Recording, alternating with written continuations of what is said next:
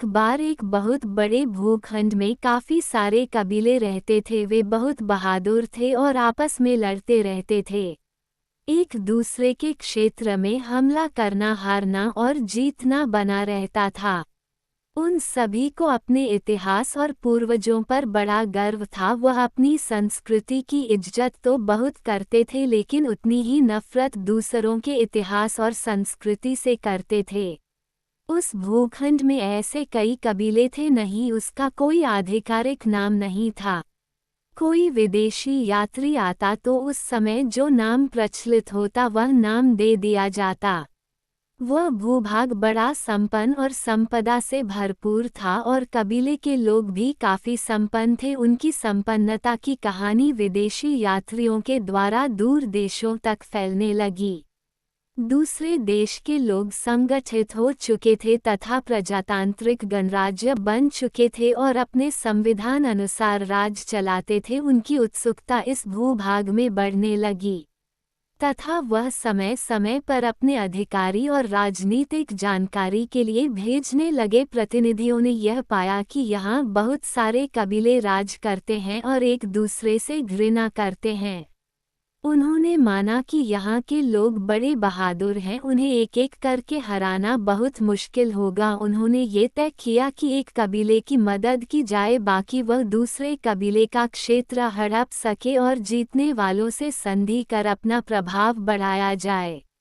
इससे हानि भी न होगी और सारा भूखंड हमारे अधीन हो जाएगा। उनकी है तरकीब कारगर निकली और जल्द ही पूरे भूभाग में उनका अधिकार हो गया। अभी भी कबीले तो थे, लेकिन वह आपस में लड़ते नहीं थे क्योंकि उन पर लगाम फिरंगी सरकार की थी। कबीले खुश थे क्योंकि उनके क्षेत्र बढ़ गया था तथा उन्होंने अपने शत्रुओं को खत्म कर दिया था। उनकी खुशी ज्यादा दिनों तक नहीं रही क्योंकि फिरंगी धन संपदा लूटकर अपने देश ले जाने लगे और कबीलों का राज खत्म कर दिया गया। कबीलों को जब होश आई तो उनके पैरों से जमीन खिसक गई थी। उन्होंने एकजुट हो विद्रोह करने की कोशिश करी, लेकिन फिरंगी ने अपनी पकड़ बना ली थी और अपने शासन को मजबूत कर लिया था। विद्रोह बुरी तरह से दबा दिया गया। विद्रोहियों को जेल या फांसी पर लटका दिया गया। ऐसे ही कई साल बीत गए और लोग गरीब से गरीब होते चले गए। जनता एकजुट नहीं हो पाई क्योंकि उसमें से बहुत सारे लोग सरकार के नुमाइंदे थे। गरीबों की तो कमर पहले ही टूटी थी। अति तो तब हुई जब यह आज सरकार के चाटुकारों तक पहुंच गई। जब परेशानी सभी की एक हो जाती है तो मजबूरी में सभी को एक साथ आना पड़ता है।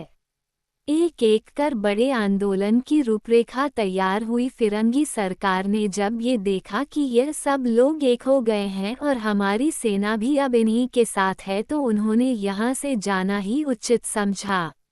इतना समय राज करने के बाद वह ये जान चुके थे कि ये लोग कभी भी एक साथ मिलकर नहीं रह सकते। उन्होंने जाते जाते अपना आखिरी पासा फेंका और कहा कि जो कबीले तथा लोगों के समूह अलग देश बनाना चाहते हैं वह अलग हो सकते हैं। जो बड़े समुदाय थे इनमें सत्ता तथा धन दौलत का लालच आ गया और विशाल भूभाग्य के कई टुकड़े हो गए और हर टुकड़ा एक अलग देश बन गया। फिरंगी राज के कारण एक समुदाय के लोग भूभाग में दूर दूर फैले हुए थे। वे वहां से पलायन करने के लिए मजबूर हो गए। जो लोग वहां रह गए उनमें लालच बढ़ गया। वे जल्द से जल्द जमीन जायदाद पर कब्जा करना चाहते थे, जिससे चारों ओर खून खराबा फैल गया। बंटवारा होने के बाद समुदाय के संगठन ने अपने आप को देश घोषित कर दिया। अब गणराज्य थे। उन्होंने मूलभूत सिद्धांतों और प्रगतिशील तत्वों को लेकर एक संविधान की रचना की और वह सभी लोगों को मान्य था। ऐसे करते करते कई साल बीत गए। देश तरक्की करने लगा। देश में कुछ ऐसे लोग भी थे जो इससे खुश नहीं थे कि संविधान सभी को समान अवसर तथा गरीब और अल्पसंख्यकों को संरक्षण देता है। वे सदियों से इन लोगों पर राज करते आए थे और यह नहीं चाहते थे कि वे लोग समान हो जाए। अपनी इस महत्वाकांक्षा को पूरा करने के लिए उन्होंने एक पार्टी बनाई, अपने पुराने गौरवशाली अतीत का गुणगान किया तथा अपने लोगों में चेतना जगाई।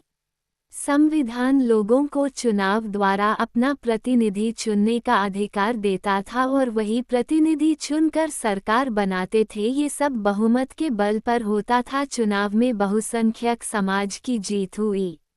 उन्होंने सरकार बनाई और महत्वपूर्ण पदों पर अपने लोगों को स्थापित कर दिया। में न्याय, कानून आदि महत्वपूर्ण विभाग उनके इशारे से काम करने लगे। संख्या बल अधिक होने के कारण उन्होंने एक के बाद एक अपने हित में कानून पास किया तथा गरीब और अल्पसंख्यक लोगों के संरक्षण के लिए जो कानून बने थे उनको संविधान से हटा दिया गया, उनके प्रभाव को कम कर दिया।